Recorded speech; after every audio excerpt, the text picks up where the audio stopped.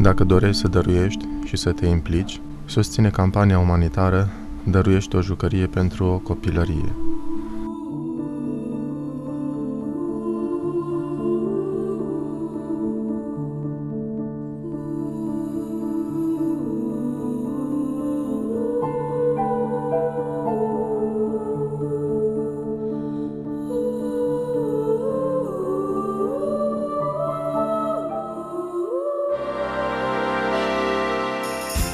Această campanie umanitară își propune să aducă daruri, constând în jucării și jocuri, grădinițelor din mediul rural din județul Neamț.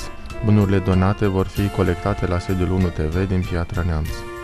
Credem că darul iubirii, înveșmântat în orice formă, este și darul vindecării, atât pentru cei ce îl oferă, cât și pentru cei care îl primesc.